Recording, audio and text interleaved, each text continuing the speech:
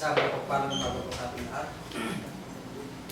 Medyo sumasabit ko kasi ng mga nakakang araw ay dinapuan ako ng isipon. Dumako po tayo sa tinatawag na sermon. At ako po yung nakatalaga para talakayin yung tinatawag na sermon. So, kung yung po natatandaan ay ating pong tinatalakay yung 5 major subject. Yung God, man,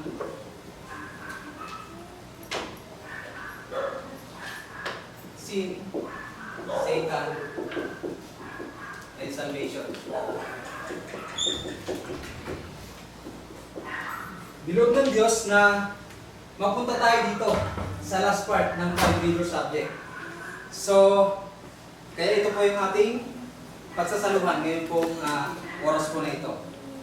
So, ang salvation po ay lahat ng mga Kristiyano, ito yung nais makamit.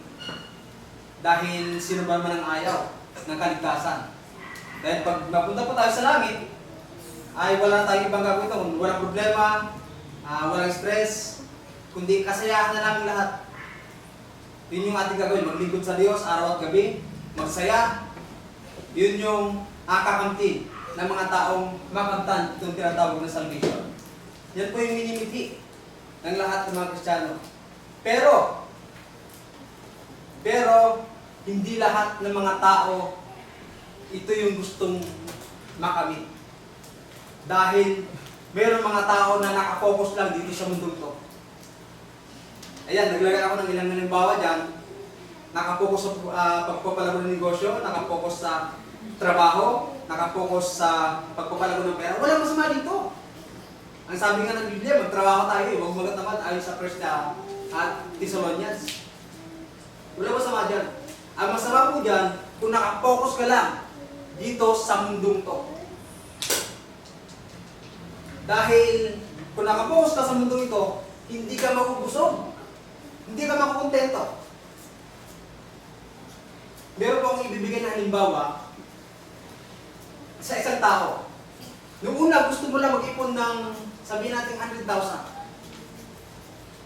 Dahil nga dito ka na nakapokus sa mundong ito, hindi ka na kontento doon sa 100,000. Sa madaling sabi, nakaipon ka ng 100,000. Gusto mo pang mag-iipon ulit ng another 100,000.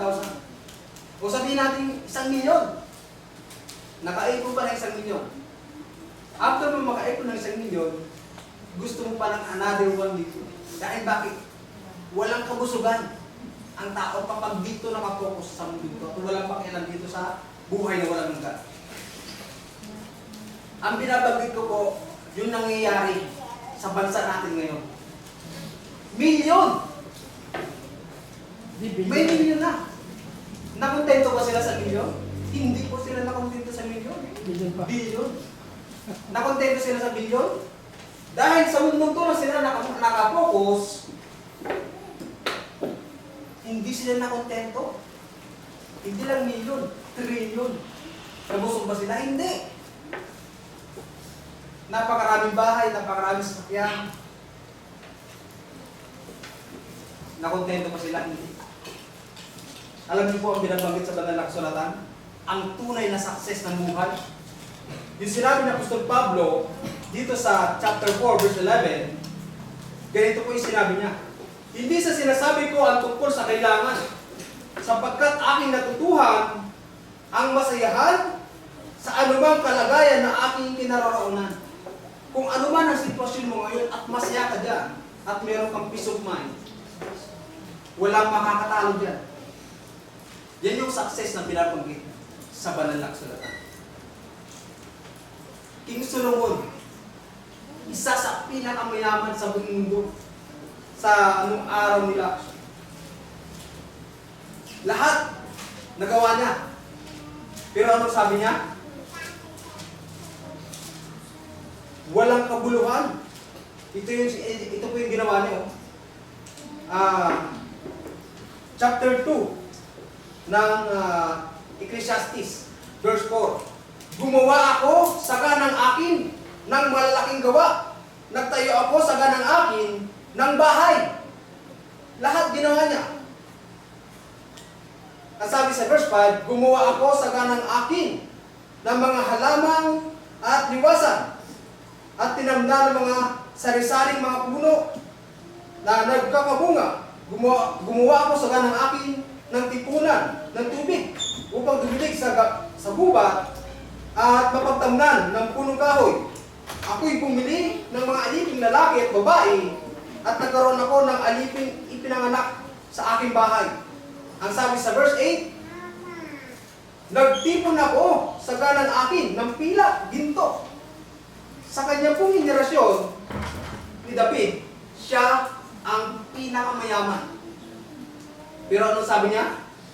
Sa verse 11, nang magkagayong minasdan ko ang lahat ng mga gawa na ginawa ng aking mga kamay. Kasi success siya eh. Successful siya sa buhay. Pero ang sabi niya, namasdan ko ang lahat ng gawa na ginawa ng aking mga kamay. Kasi nagsikap siya. So, nagtrabaho siya. Ng aking ginawa, ng aking pinagsikapan. At narito, lahat walang kabuluhan. Yes. Ang sabi niya rito, lahat ng nangyari, kung babasahin niyo po ang verse chapter 1, lahat nangyayari sa buhay ng tao ngayon, nangyayari na at mangyayari pa rin. So, sinulat ni Solomon ang Ecclesiastes, naranasan niya ito, itong bagay na ito. Nagsabi niya, kahit gaano ka kayaman, lahat yan walang kabuluhan. Ano yung may kabuluhan? Vision. Ito. Dahil ang Diyos ay walang hanggan.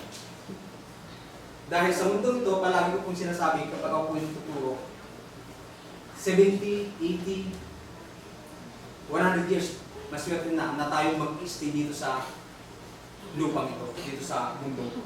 Ang pinakatirahan natin is either hell or heaven.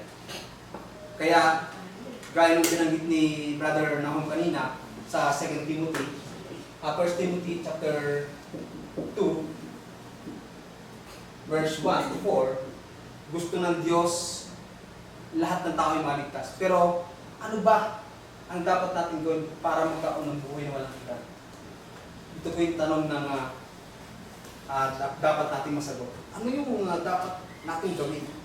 Dahil hindi lang po ako nag-create ng tanong na yan, dahil po ang mga ngaral po kasi habang gumagawa ng paksa, gumagawa kami ng tanong na possible na piling tanong ng mga audience. So, hindi na ako ang tanong nito, kundi pati isang tagapagtanggol na salita. Ayon sa Luke, chapter 10, verse 25. Ganit po ang sinabi niya sa ating Panginoon Jesucristo. Tinanong niya ang ating Panginoon Jesucristo, 10:25 ng Luke. At narito ang isang tagapagtanggol ng kautusan ay nagtindig at siya ay tinukso na sinasabi, Guro, anong gagawin ko upang magmana ng walang hanggang buhay? At sinabi niya sa kanya, ano ang nasusulat? Sabi ng Panginoong Jesucristo doon sa tagapagtanggol ng salita. Ano ang nabasa mo? Sabi sa 27, at pagsagot niya sinabi, iibigin mo ang Panginoon mong Diyos ng buong puso, buong kaluluwa, buong lakas, at buong pag-iisip. Yan yung isang halimbawa, yan yung sagot sa tanong na paano ako magkakaroon ng buhay na walang hanggan. Sabi, iibigin mo ang Panginoon mong Diyos. Now, kung ihahalin tulad natin, magbibigay tayo ng halimbawa sa kasalukuyan nangyayari sa ating dito sa mundo, kung mahal mo yung parents mo, susunod ka. Kung mahal mo yung asawa mo, o girlfriend mo, boyfriend mo, susunod ka. Sasabihin sa yung girlfriend mo, pwede ba tayo gumala? Pwede ba tayo pumasyal ng Tagaytay? So dahil mahal mo yung boyfriend mo, susunod ka. Tama po ba? Dahil gusto mong mapagbigay yung kailangan niya. Ngayon, ang sabi ng Biblia, paano tayo maliligtas? Ang sabi, iibigin mo ang Panginoon Diyos. Na, kung mahal mo ang Diyos, susundin mo yung kanyang utos.